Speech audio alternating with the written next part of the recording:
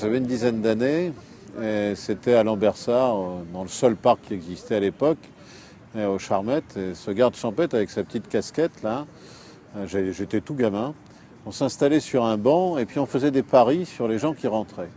Puis il me disait, tu vois, la grand-mère qui rentre là, elle va aller se mettre sur le banc là-bas derrière. Je me disais, mais pourquoi? Bien parce que là, elle a le mur derrière elle, on ne peut pas l'embêter. Puis elle voit tout le jardin devant elle, elle se sent en sécurité, elle va aller là. Puis quelques minutes après, c'était un jeune couple qui rentrait, d'ado. Je disais, ah, ceux-là, c'est des clients de l'allée des soupirs. Puis il y avait une autre allée, effectivement, beaucoup mieux boisée, beaucoup plus discrète, et ils allaient à l'allée des soupirs, etc., etc. Et 30 ans après, je lis un bouquin d'un anthropologue, Pierre Sansot, le livre s'appelle Jardin public, et il compare les comportements dans des jardins à Paris, à Grenoble et tout ça. Et puis j'ai retrouvé mon garde champêtre. Parce que c'est là que j'ai pris vraiment conscience que, depuis l'enfance jusque-là, eh bien, la ville ne peut pas être un acte innocent. Chaque geste urbain conditionne un comportement.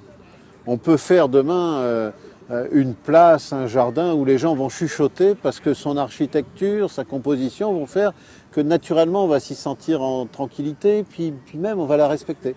Et puis on peut aussi faire des places propices aux charges de CRS, il n'y a pas de problème là-dessus. Et donc la ville est un équilibre délicat où tout geste compte, quoi. Les quartiers évoluent, les générations se succèdent. Dans des vieux quartiers, les générations se succèdent et donc les maisons se transforment, les usages se transforment. Et aussi, après ça, il y a évidemment toute la diversité. La ville doit tenir compte de cette diversité. Elle va se façonner autour de cette diversité.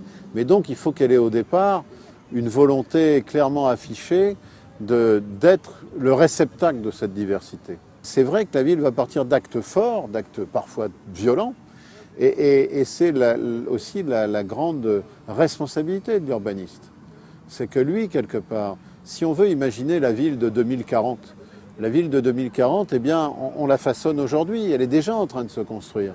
Et donc, si on imagine assez facilement que l'évolution économique, que l'évolution des modes de déplacement, de transport, etc., vont tendre vers des villes à la fois plus aérées, parce que la ville de demain sera verte. Moi, j'en suis fondamentalement convaincu. Elle ne peut être que verte, parce que ça correspond à une demande d'évasion de proximité.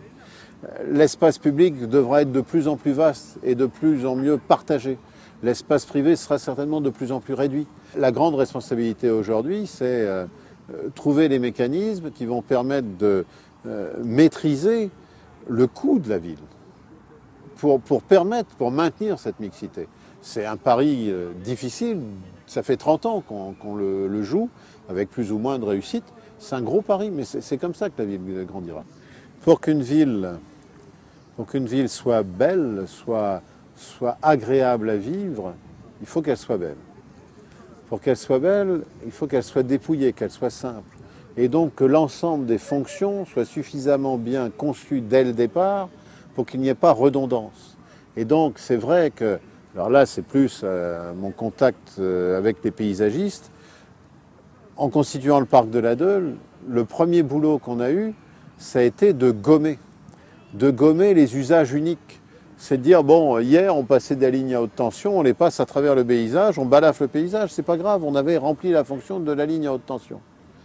On avait construit des bâtiments utilitaires, ben, on n'a pas forcément habillé ces bâtiments parce qu'ils avaient leur fonction utilitaire. Aujourd'hui, et demain encore plus, je reste persuadé que l'habitant de la ville, le citadin, va être de plus en plus sensible à tous ces détails-là qui sont plus que des détails. Un pont. Nous avions un pont qui reliait deux morceaux, un pont routier, qui reliait deux morceaux du parc de la Deule. Eh bien, les spécialistes de la route allaient aménager ce pont pour plus de fluidité. Puis on a discuté avec eux, on leur a dit, mais plus de fluidité pour qui? Qui est en danger là sur ce pont? Ce n'est pas les voitures qui passent, mais c'est bien les piétons qui vont d'un parc à l'autre, qui vont d'une rive à l'autre. Et puis on est tombé sur des techniciens qui ont très vite compris la chose, qui l'ont bien plaidé, Et aujourd'hui, ce pont, c'est une priorité piéton. Et pourtant, on était parti d'un usage priorité voiture. Et je crois qu'aujourd'hui, avoir un réseau de passeurs qui permettrait de mieux comprendre la ville, de mieux voir comment est structuré un paysage, de voir bien que c'est pas qu'une succession de services et de besoins, mais que c'est aussi une architecture, ça me semble indispensable. Que globalement, les cœurs de ville évoluent de manière très positive. Ce qui est plus dramatique, c'est les extérieurs de ville.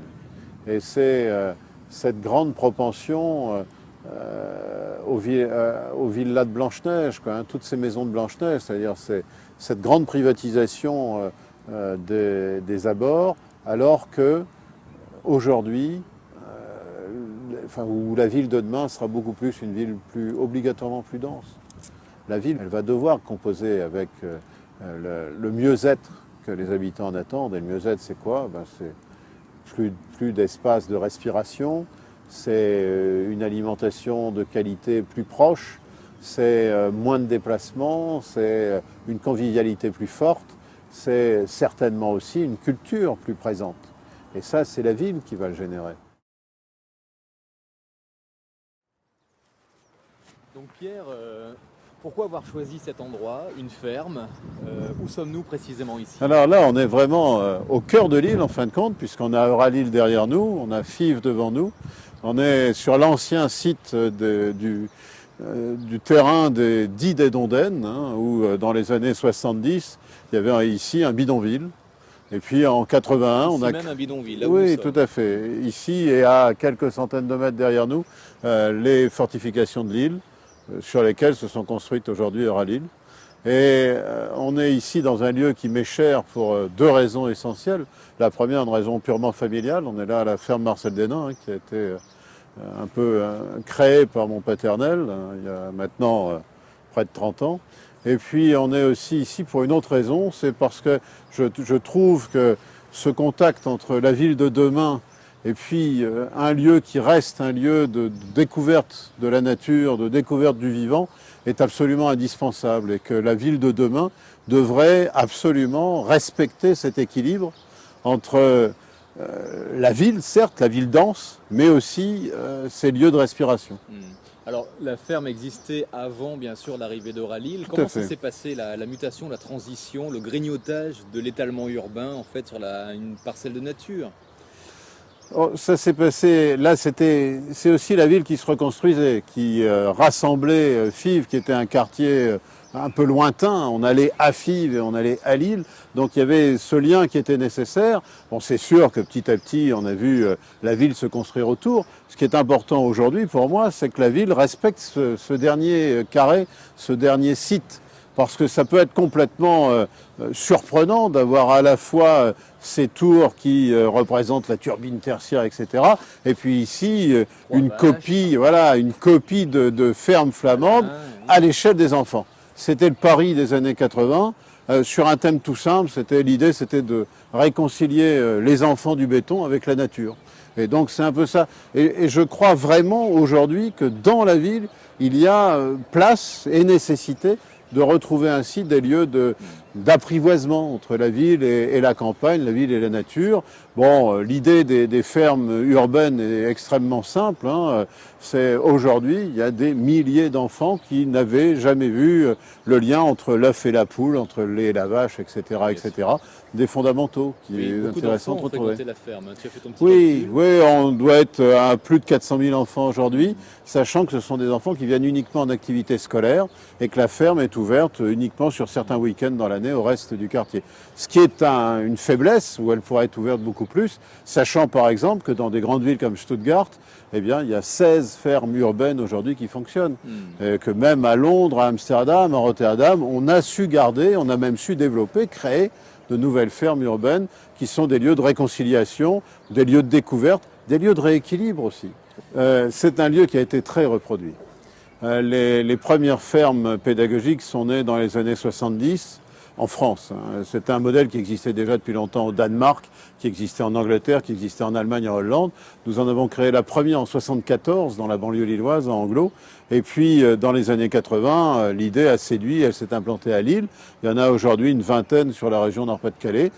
C'est beaucoup et c'est peu par rapport au potentiel humain qu'il y a là et par rapport aussi à ce qui se passe dans d'autres pays européens. Enfin, mais en fin de compte, aujourd'hui, quand on voit les jardins communautaires, c'est une autre forme qui s'est adaptée, mais qui répond en fin de compte quelque part aux mêmes choses. C'est-à-dire, c'est réconcilier l'urbain avec le vivant, c'est aussi, et ça c'est extrêmement important, rendre l'urbain plus participatif, plus acteur également de sa ville dans ses liens sociaux. C'est des grands lieux de rencontre sociale et de réconciliation entre la ville et son habitant.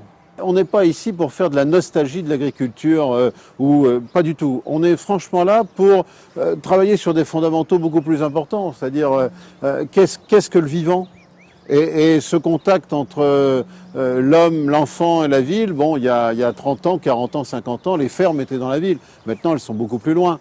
Et donc, je crois beaucoup, moi, à ces lieux de nature, qu'il s'agisse des fermes pédagogiques, qu'il s'agisse des jardins zoologiques, dignes de ce nom, où effectivement, l'homme, mais surtout l'animal, est fondamentalement respecté dans ce milieu-là et qu'il y a un accord entre eux possible. La place de l'écologie urbaine dans nos sociétés aujourd'hui. C'est une écologie réaliste, je dirais, ou pratique, ou concrète, où on va prendre les choses en main. J'espère simplement que les centaines de milliers d'enfants qui sont passés ici au cours de ces 20-25 ans, eh bien, auront une vision différente de la nature. Ils auront été peut-être réconciliés avec leurs propres racines.